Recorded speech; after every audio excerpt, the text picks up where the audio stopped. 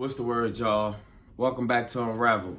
I'm Juice, and in today's video, I'm gonna show y'all a detailed walkthrough of what I go through on feeding day when I'm feeding my man's big worm. All right, y'all. This is the part I feel like most people probably don't tell you or even show you about.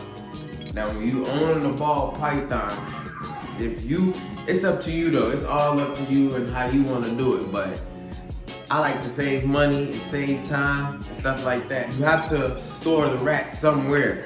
You gotta store with your ball python, eat somewhere. You can either get a mini fridge, a mini freezer. Don't get a mini fridge, you need a mini freezer. You're gonna need a mini freezer, but depending on your circumstances and how you live, you know, that might not be something you might wanna do. That's gonna make your bill go up, cost more money. It's something to invest into. It is a good idea if you don't wanna be like me and have yours inside your freezer where your food and everything else be at, but it's all how you store it and how you go about it, you know? This is where I keep big worm rats. In this bag right here, away from the main foods and stuff. But still, you gotta put it somewhere. This is where I store his stuff. Right here in the freezer, in the bag. It ain't too many. I buy like 4 to 5 rats at a time in a month. And I keep them in this bag here. So they in 2 bags. And I keep them in this bag because I don't want to see them. And they don't create no smell, you know. Now when it's feeding day and you preparing the rat for your ball python, you want to make sure that your setup, your kitchen is clean.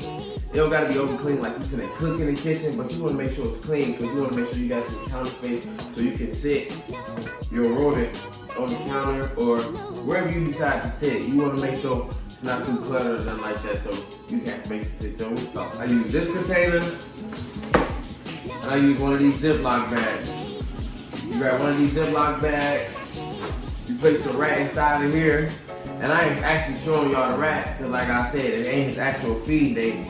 His feed day is on Mondays, and it's what, Friday or something like that. But my point being is that I'm not showing y'all the rat because today is not his actual feed day. I'm just showing y'all the steps of what I go through when I'm actual feeding. So like I was saying, you place the rat inside of here. What's up? Okay, let that record his YouTube video so he can get us a bigger house.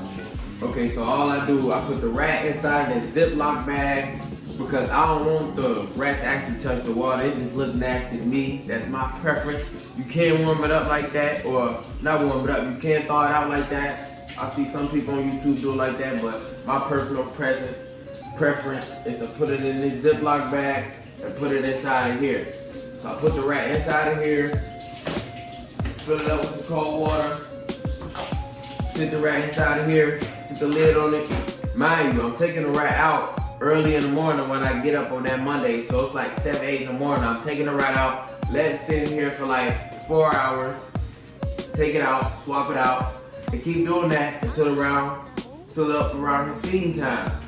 Then when it's around his actual feeding time, that's when you put it with some warm water. Not no boiling hot water, or don't put it in no microwave or no tweaking shit like that.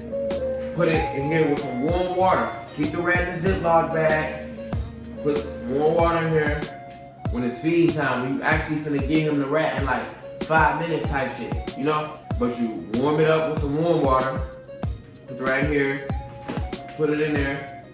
And that's when I take it back to its tank, to its feeding area. But I ain't gonna lie, I wouldn't suggest this if you don't got your own crib or you live with your parents or something like that, because everybody don't want to see no rat in no bowl, on no counter, nothing like that. You know how people, everybody ain't too fond to no snakes.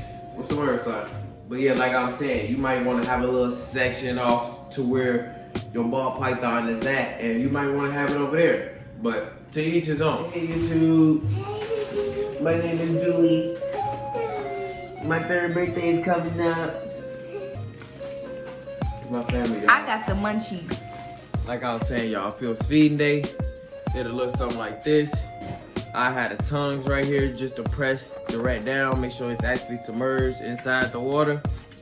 Then I turn this on when I'm really finna when it's really go time, when it's like 2 minutes up to me feed him, so he can get it nice and hot and he can smell it.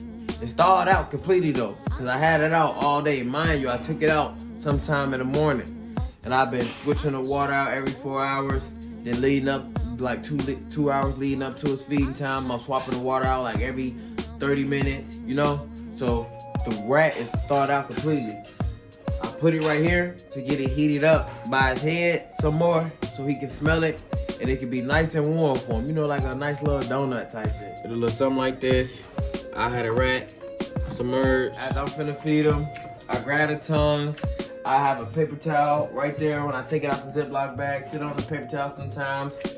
Get your temp gun, read the temperatures. Make sure it's around 95 degrees, 97, around there, especially by the head. But you wanna make sure the whole body is a good 90, 91. It's thawed out completely. It's nice and hot and warm for him. But you see, the man, he think it's time to eat right now, and it's not. But I take the tongues, grab the rat, feed my mans.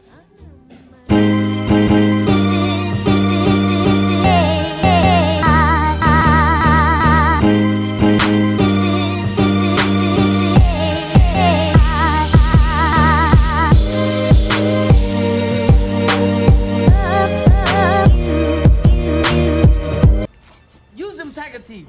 Ah! Grab it, pull on it. You almost got it. That's it. Ah!